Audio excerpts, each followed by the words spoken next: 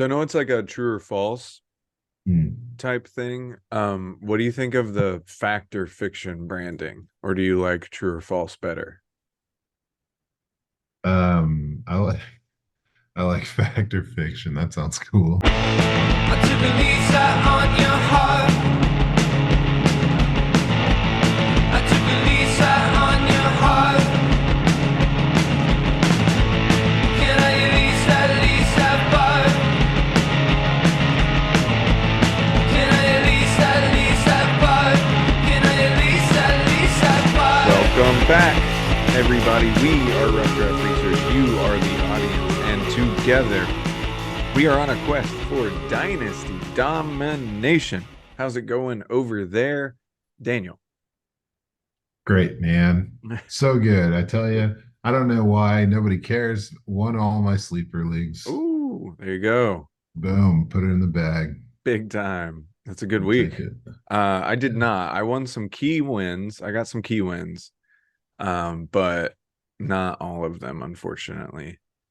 Um, so yeah, welcome back, guys. In the heat of the season, right Oh, now for sure. In the thick of it, playoff race is starting to heat up both in fantasy and in the NFL. But also holidays are heating up and we've been a little busy, so we're kind of taking this as like a funner, more fun episode. Still bringing some good information for you guys, but today we're doing a little fantasy football fact or fiction. mm, So basically, you want to do fact or fiction, true or false, however you want to look at it, but basically we're going to present each other with some interesting stats or figures or whatever we have come up with, and present it to the other person in a fact or fiction type question. And we're going to see how many we get right, how many we get wrong, and really just have a little fun with it. So, with all that red tape out of the way, Daniel, you want to get started with one? sure. Yeah. Why not? Why not? Well, I'm going to go with the slow start. We're going to start with a slower one. How about this? Let's see. Joshua Dobbs. We've been talking about the guy. Pretty impressive little season he's having. Mm-hmm. Tell me, fact or fiction? He is the only quarterback in the past 10 years to have a top 10 QB game for two different teams in one season. Ooh, interesting. I'm trying to think of anybody that moved mid-season that would have been. I would say that's probably a fact. I think that's a fact. I can't imagine another person that's moved and been relevant, that relevant. You I think or I it's a can't. fact? I think so. Well, I'll just give you a little rundown. This isn't all the names, but this is kind of it's there's not a ton of guys, right? Baker did it last year. Oh, okay. Started with the Panther. Well, he played for these are the guys that played for two teams, Okay. right? Baker did it. We know that. In 2021, Josh Johnson did it.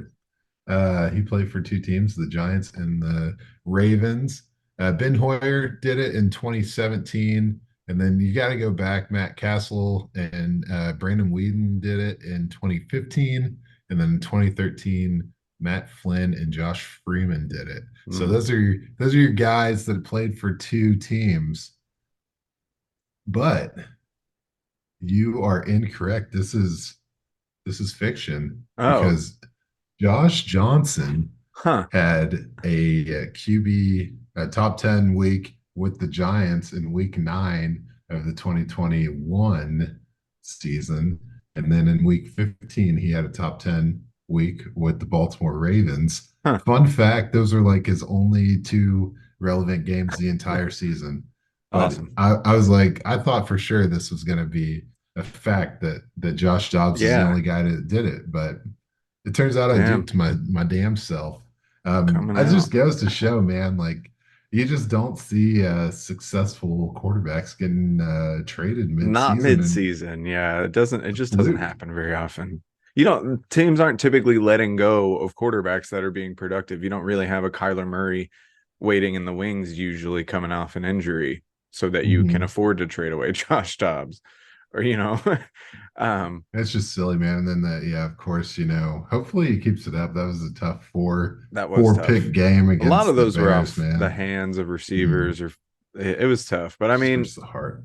that is kind of, I mean, Pittsburgh. We saw Dobbs in Pittsburgh. Like we kind of know what he is, and he's not Yeah. necessarily a four pick guy, but we know he's not a franchise guy necessarily.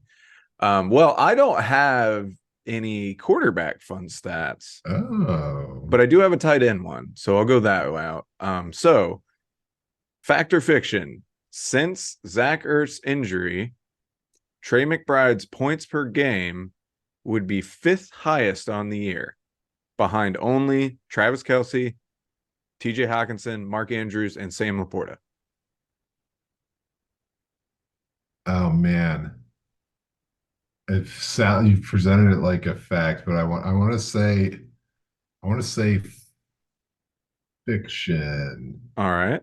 Going with fiction. Do I get a damn?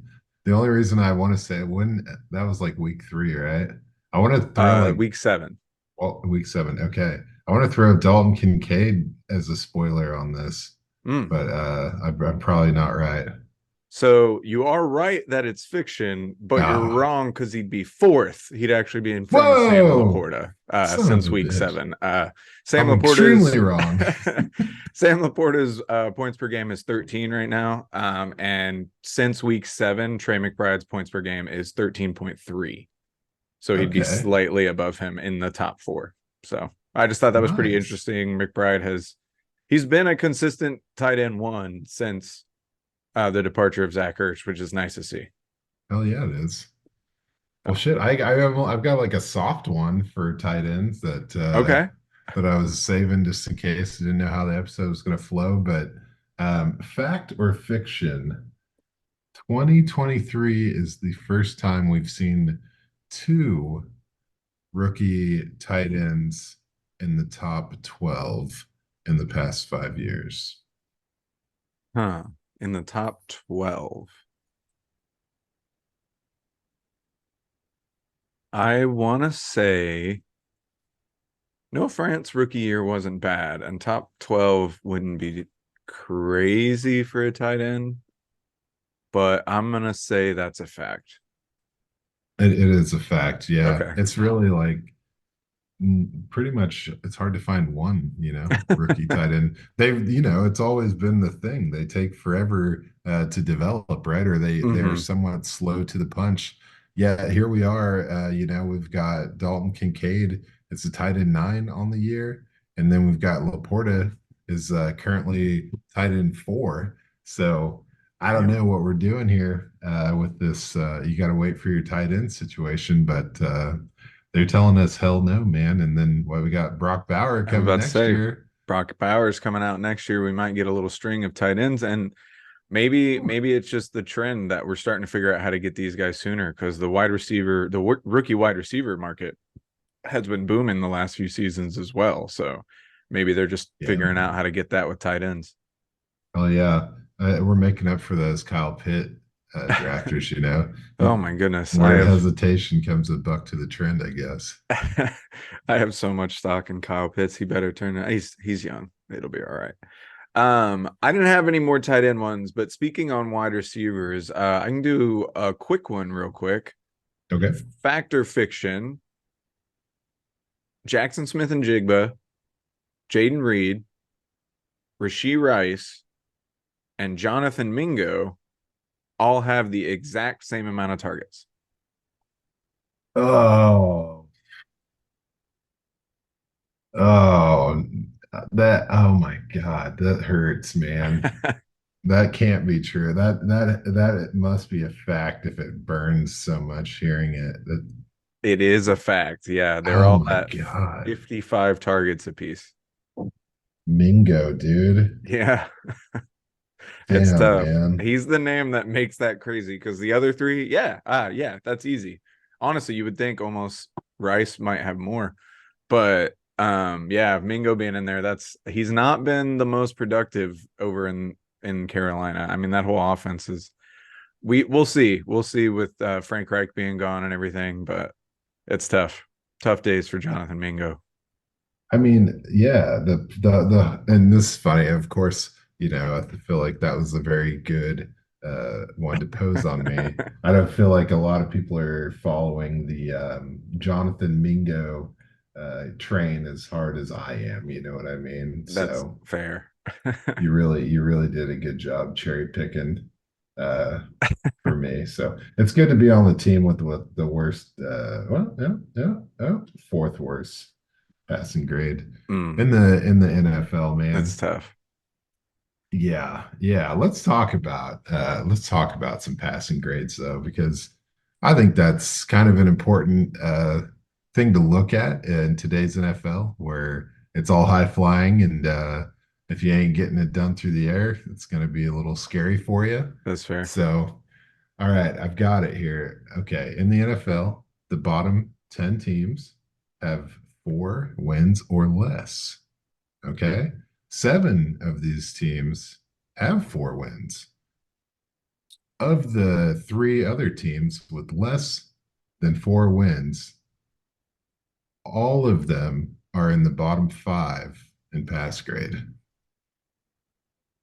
Fact or fiction? I'd say that's a fact in today's NFL. That seems like it would track. Yeah, it's a fact.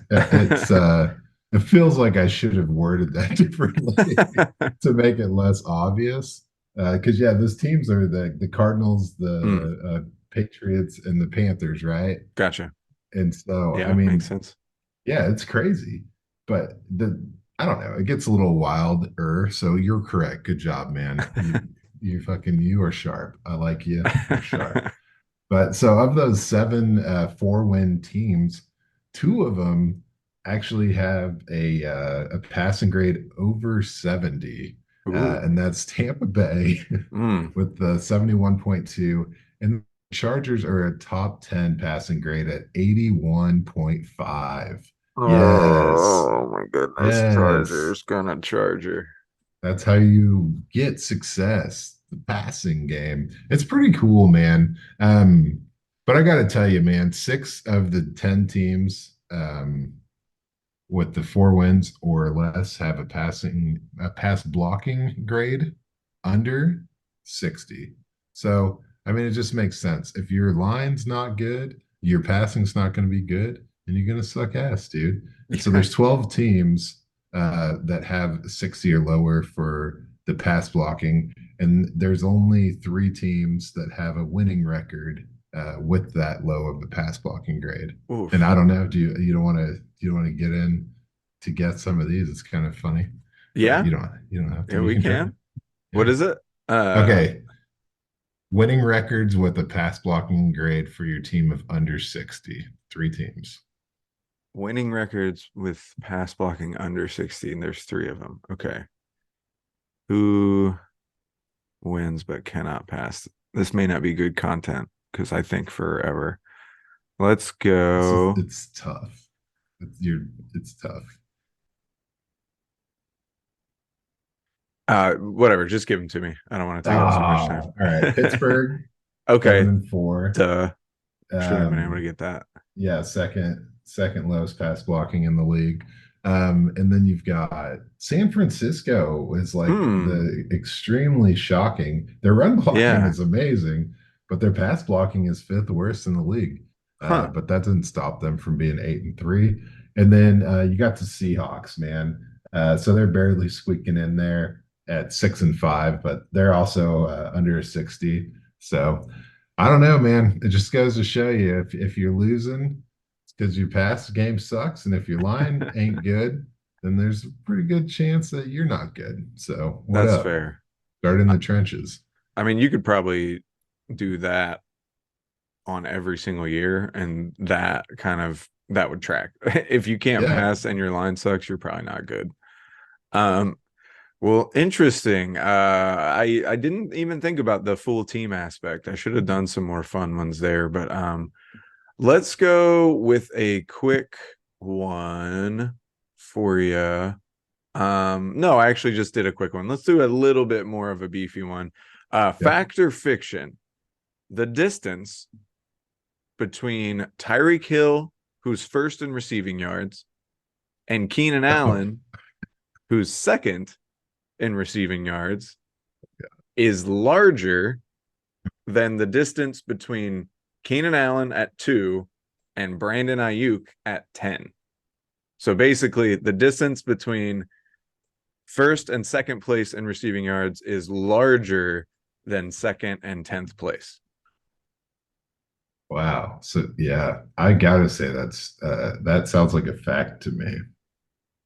It is fiction, but No, only no. barely, which is why I thought it was interesting. Only by 34 yards. So the distance between Tyreek Hill and Keenan Allen is 204 yards, while Keenan Allen and Brandon Ayuk is 238. So he is Huh. almost there. So it's a little sneaky there. But yeah, I just thought it's still tremendously interesting because we've seen Kelsey do that as like a tight end, but receivers, that's you're lapping people almost with 200 yards more, That's crazy. Yeah. Yeah, that's crazy. That is insane, man. Um, yeah. I've got a ton of short ones, but let's see. I'll do some more quarterback stuff since I was in that realm. But Okay. how about this? Fact or fiction? Um, Despite only playing 8 games, Kirk Cousins is tied for the third most drops in the league. Mm. I'll go fact, I guess. Yeah, it's a fact. Okay. Isn't that nuts, dude? Yeah, that is These other wild. guys got 11 and 12 games, and Kirk's like, I don't Poor know. guy. Get him some They're throwing him help. shade. I guess, I dude. guess not. Yeah, I mean, he's Yeah, got too late Jefferson and now. Addison, but yeah, But yeah, I guess get him a new yeah, leg. Poor guy. Yeah, that is nuts. There's been a lot. I feel like I'd like to see the amount of drops compared to other years. I feel like there's been quite a bit of drops this year. I don't know if that's just recency bias or not.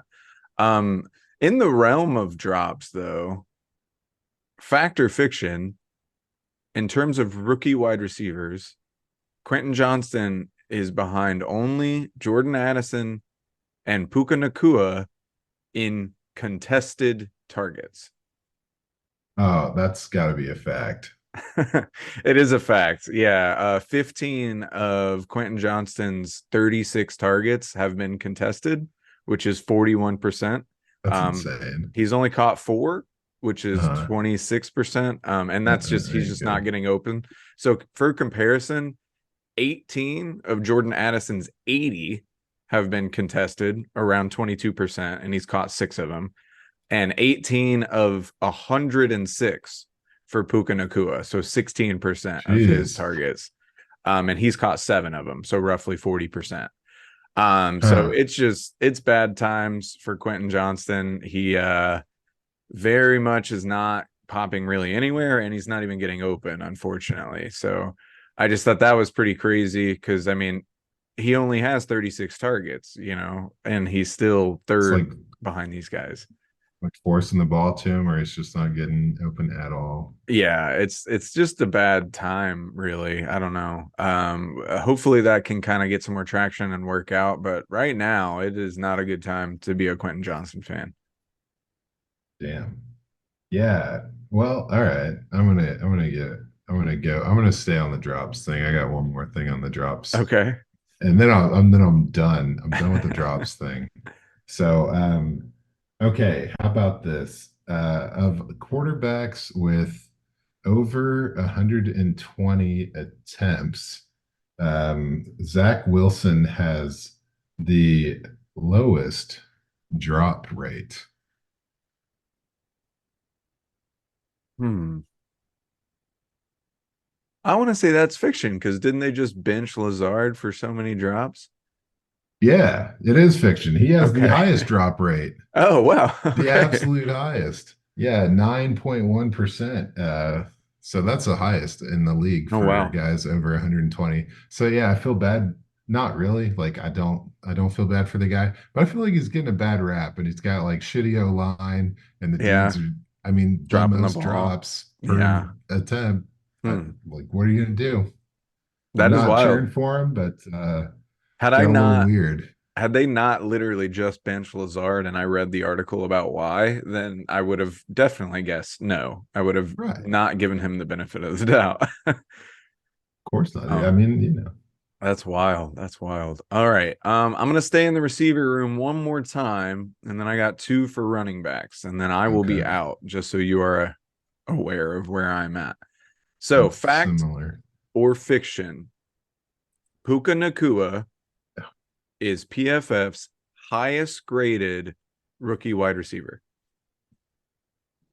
You're killing me, dude. I'm gonna say fiction Jordan Addison. Ooh, it is fiction, but it's Tank Dell, actually. Oh, Tank fuck. Dell is Yep, the of highest graded, course. barely 83.6 to 83.1 for Puka Nakua. Well, I But hope Jordan Addison's third at least. I mean, geez, yeah, don't want to feel I silly. can, It's I can, probably Zay Flowers. it Nah, might, it's all good, dude. You don't have to. oh, I can find it fairly quick. But just, I just think it speaks to really just Jordan or Tank Dell has just been absolutely electric. And I think so. It's actually Rasheed Rice is third, Demario Douglas fourth, Josh Downs fifth, Okay. Zay Flowers Barely. sixth, Oh God. All right. Jaden Reed eighth, and then Jordan Addison at nine in terms Well, of receiving grade. So yeah.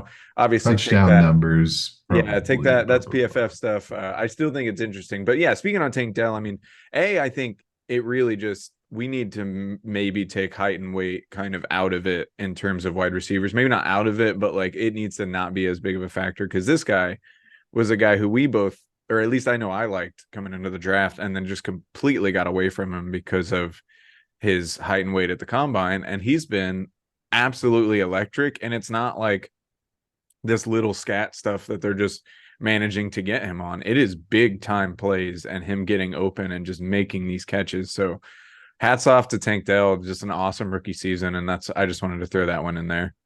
No, yeah, man. Especially the red zone looks. Yeah. Like the dude's got grit, man. It's Mm-hmm. incredible. Like the best dudes don't. I mean, he looks incredible getting Yeah. those end zone catches. I don't know. That's lovely, man. What is he? Houston to Houston. So Yeah. Yeah. Houston he's to like, I'm Houston. Hey man, comfortable he here. loves Just it keep me here. right here where I need to be. That's Doesn't have awesome. to move Damn. out of his house. Hell yeah. Well, I did zero on wide receivers, so Oh, thanks nice. for yeah, Got us you covered. covered that well. Um, all right, I have two for running backs. Okay. So I will start out with all right, after a 3-game suspension, Alvin Kamara is the running back 7 and leads the league in both running back catches and running back targets. Wow. This has fueled him into being the top back in a per game PPR basis. Ooh, per game. Ooh. I want to say facts on everything but that last point. I feel like CMC's got to get him on points per game still, right? But I Yeah. do think everything else he probably nailed. Yeah. No, yeah. He's number 7, leading the league in catches and targets for running backs. But on a per game basis, he is fourth. Oh, Yeah. okay. Fourth. CMC number 1. Uh, yeah. Kyron Williams number 2. Of Of course. course. Yeah. Yeah. We Yeah. all knew. This all makes sense. I just thought, being the RB7 after a 3-game Oh yeah. suspension, you might fall for it. And then, of course, number 3 is a Devon A chain. Hmm. And this is really a Devon A chain pump because this dude is like the pure goat when it comes to single game stats because he is number 3 in per game fantasy PPR points and he's played 5 games. 2 of those games were under 2 points Good fantasy. Lord. So those 3 games have carried him. I don't know, man. It's He just kind of What it's an wild explosion. though. And if he never gets back and healthy, which I hope he does, obviously, like that's what an explosion though that would be to just like kind of disappear. Yeah, Man, man. Definitely be name dropped. he'd be a Flash in the fantasy pan. myth for sure at that point, like 10 years from now. But Yeah, hopefully he becomes fantasy legend and unicorn. comes back and just keeps crushing it. You will. So remember a few weeks ago when we did that episode where we dug into kind of the PFF numbers and kind of the fun stats like forced missed tackles, yards per attempt, breakaway percentage, elusivity, and yards per contact after attempt. Hmm. I'm going back to there a little bit because fact or fiction, Jalen Warren Oh is no. top 5 in all of those categories I just named. So top 5 in missed tackles forced, yards per attempt, breakaway percentage, elusivity rating, and yards per contact or yards after contact per attempt. Damn it. I'm gonna say fiction. I'd say fact on all of them except for the missed tackles force. It is fact. He's 5th in missed tackles What? forced, so you were barely there. Yeah, he God, had 36 what? forced missed tackles on the season. He's 2nd in yards per attempt at 5.8, 5th in breakaway percentage, 37%, 1st in elusivity rating at 170, and 1st in yards after contact per attempt at 4.1, which is crazy. So he's just having a hell of a season, man. And I hope he's not one of these late round or undrafted rookies that, or not, he's not a rookie, but that disappear after popping like some of these other running backs because he's a lot of fun to watch, man. Yeah, you got to look out for his teammate Najee You Harris, you do. know. Najee's been looking good. He's been coming back strong.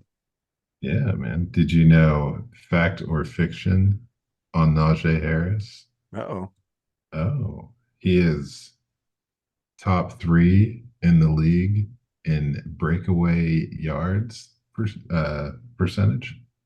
like that. Yeah, Percentage of his runs are breakaway yards. Yeah. I think my research on Jalen Warren helped me with this. I think that's a fact. Yeah, I think he is as well. Maybe. It's fiction. He's Oh fourth. no, I fucked Oh, it. I got you with goofed your it. own game. But you might have stumbled upon something in your research with Warren that Najee Harris is tied Mm, for first with 11 plays of 15 yards or more that's what design it was. runs, Gotcha. tied Okay. with CMC, Raheem Mozart, and Derrick Henry, if you ever That's heard of these guys. wild. No, Yeah, but I don't think so anybody would be able to 11. get that. Yeah, he has 11 of them. That's So crazy. that's That's pretty, it wild. is wild, man. I don't know. That was a sneak one. I had that That's crossed fine. out. Yeah, you're good, So man. All right. I'm So, good. oh, you get Yes, your turn. go for it. Okay. Well, I'll go. You go. You go. Fuck. You All go. right. Okay. Fact or fiction? Half of the top 10 running backs this year, right now, are first round draft picks. Half of the top 10 are first round picks. Oof. Bijan, CMC.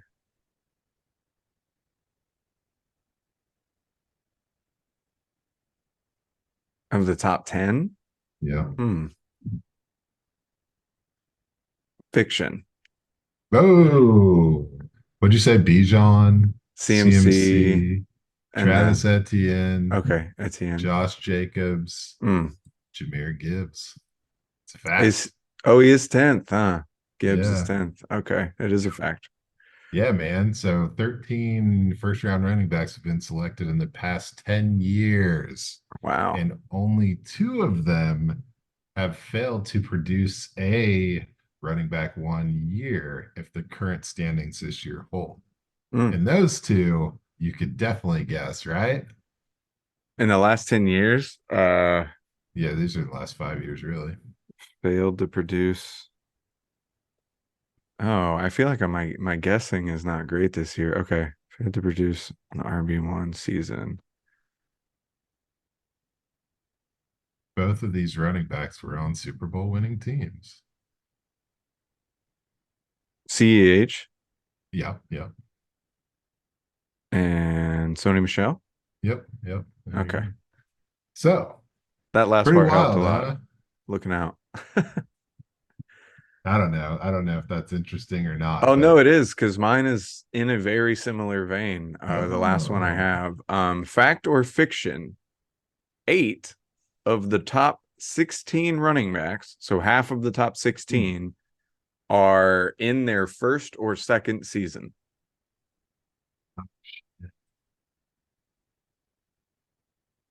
yeah. Iron. Mm-hmm. So he adds. Yeah, I have to say, I'm gonna have to say fiction. It's a fact. Eight What? eight of them. So we've got Brian Robinson, Oh, yep. RB5 right now. Rashad White, RB6 right now. Bijan Robinson is the RB9. Jahmyr Gibbs is the RB10. James Cook is the RB12. Isaiah Pacheco, RB13. Brees Hall is the RB15. And then you nailed it with Kyron Williams at RB16. So That's 8 guys. incredible, dude. It's awesome. It's a young I wanted to position. almost look up, like it felt like the age of success was creeping up, but now I hear what you're telling me, and It's they're got to go down fighting it, now. man. This Yeah, year's got to go down. they're dropping a bomb on it. Damn. Well, that's incredible, man. This was Yeah. a lot of fun. I've had a good time, man. Yeah, this was fun. This was fun. Well, there you have it. Hopefully you guys had some fun with that. I know me and Daniel did a lot. That was pretty interesting. Next week, we are not going to do a video. So those of you that watch on YouTube, please subscribe to an audio version if you want to keep up. Just a little busy next week. Not going to have time to do the video, but we will still be back with an audio episode for you. And then after that, we'll be back to normal. So until then, we've been Rough Draft Research. You've been the audience, and we'll see you next time. Hell yeah. I took a lease out on your heart.